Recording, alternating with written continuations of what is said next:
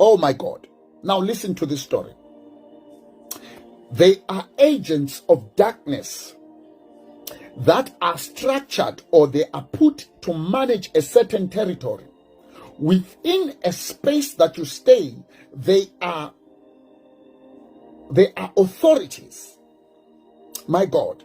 These authorities, they have got the legal, they are very intelligent entities that are carrying laws or judgments against you or against your family line. They are set in that place to make sure that they enforce whatever judgment that came upon your family. If your ancestor buried a live woman in order for them to be rich, and because the Bible says the curse, God will visit the curse of the second and third generation upon those that are idol worshippers, or those that do human sacrifices. These entities are set up in territories to make sure that in every third generation or fourth generation, this curse is renewed. This curse is renewed. So they are in our territories, in places that we are dwelling in. Oh, especially in Africa. I know it is something that is common around the world, but let me talk about something that I know. There are certain territories where we know that in this place, there is places where young women don't get married, because there is an entity, a power that has been set up in that place. Oh my God, listen to this. My God. First, I talked about the authorities. The authorities, they are there to keep the law. My God, my God. Listen to what the Pharisees are saying. When the Pharisees hear that this man has been healed, or this man can now see, they call this man and they say, listen, come. Who healed you? Who has got the right to heal you when we are the authorized entities in that place? Oh my God. Listen, especially in Africa, we have grown up in traditions where we know that before Christ, these authorities had power. They were unchallenged.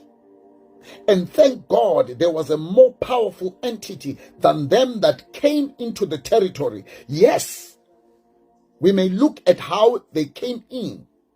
They had the Bible in one hand and a gun in the other hand, and they were able to take the riches of Africa. But we even in that evilness, we know that the plan of God came in there.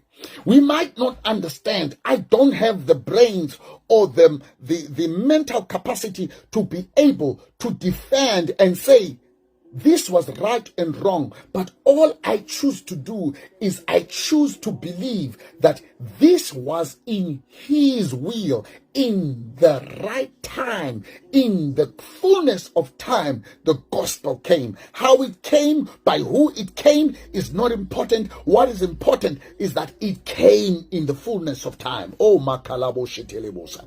Now, as I was talking about the authorities, now I am going to move on the powers. My God, if you are a prophetic person, you need to understand what are the authorities that are ruling in that places, and you need to understand the powers. Oh my God, if you want to hear and understand this terminology, you can go back to some of my teachings, but I'm just going to touch a little bit on them so that I may give you a full understanding what it means to be a light bearer in a place of darkness and what you are dealing with. Automatically, when you're called, when you receive Christ, you are automatically in a battle of kingdoms. Whether you know it, whether you don't know it, whether you like it or you don't like it, you are automatically a soldier in the army. And a soldier in the army arms themselves, and this is what we are doing. We are arming you right now with the right information, because a soldier that does not have information is a blind soldier. And anytime you go into the enemy's territory, you need to You need to spy the land. And this is what the prophetic people does in the day of Elisha. Anytime the Syrian king wanted to do something, there was a prophet that was able to hear. Oh, Makalabose Telebosha. And thank God this is a platform of understanding for you to make sure that when you war, whether you don't want to war or you don't want to war, it is up to you. There is a war that is going on. It is a good soldier will pick up his armor and put it on. And if you look at the armor of the Lord, you will see that 9/10 of it is defensive, and then you've got the sword of the Spirit, which is the attacking weapon. It is the only one. But right now, let us survive the war first before we go on attacking mode. Oh my God.